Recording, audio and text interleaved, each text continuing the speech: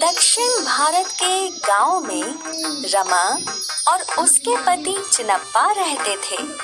दोनों गांव के एक खेत में मजदूरी करके अपना घर चलाया करते थे। रमा और चिनप्पा के एक बेटी और बेटा थे। वो लोग अपने बच्चों को पढ़ा लिखा कर बड़ा बनाना चाहते थे, लेकिन एकाएक चिनप्पा की तबीयत खराब रहने लगी। वो बहुत बीमार हो गया। अब रमा को खेतों में मजदूरी भी करनी पड़ती थी, अपने बच्चों का भी ख्याल रखना पड़ता था और अपने बीमार पति का भी। उसकी परिस्थिति बहुत ही खराब हो चुकी थी। एक दिन चिनप्पा को देखने उसका भाई मोहन आया। भाई, तुम्हारी तबीयत तो बहुत खराब है। तुमने डॉक्टर को दिखाया या नहीं? दिखाया देवर जी, पर फिर भी कोई असर नहीं हो रहा है। मैं मंदिर में तुम्हारे नाम की अर्चना करूंगा। तुम जरूर ठीक हो जाओगे। ठीक है मेरे भाई। भाभी, आप अकेले पे घर संभालने का सारा भार आ गया है ना? हाँ, लेकिन अब घर तो चलाना ही होगा ना। भाभी, मैं एक इडली की दुकान डाल रहा हूँ। क्या आप वहाँ इडली बनाना चाहेंगी, जिससे आपको अधिक पैसे भी मिल जाएंगे और आपकी आर्थिक परिस्थिति भी सुधर जाएगी। मुझे जो भी मुनाफा होगा वो हम दोनों बांट लेंगे। हाँ, ठीक है देवर जी।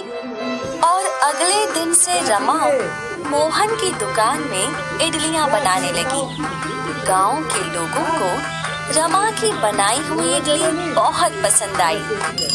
देखते ही देखते रमा की बनाई हुई इडलियां मशहूर हो गईं। दुकान में रोज लोगों की भीड़ लगने लगी।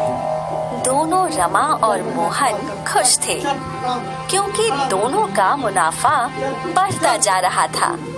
कमाए हुए मुनाफे से रमा ने चिनप्पा का अच्छा इलाज करवाया और कुछ ही दिनों में चिनप्पा फिर से चलने फिरने लगा।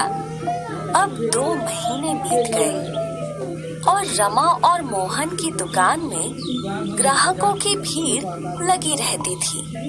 और आज रमा सोचने लगी, ये इतनी सारी भीड़ सिर्फ मेरी इडलियों की वजह से है, तो मेरे मुनाफे पे ज्यादा हक हुआ।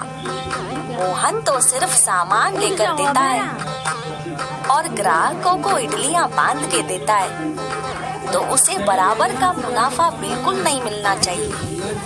शाम के समय जब दोनों मुनाफा बांट रहे थे, तो देवर जी, सारी इडलियां मैं ही बनाती हूँ। अगर मेरी इडलियां इतनी स्वादिष्ट ना होती तो आपको इतना मुनाफा नहीं होता। वो तो है भाभी, आपकी इडलियां वाकई में बहुत अच्छी हैं। तो इस वजह से मेरा मुनाफे पे हक ज्यादा होना चाहिए। लेकिन भाभी, ये गलत है।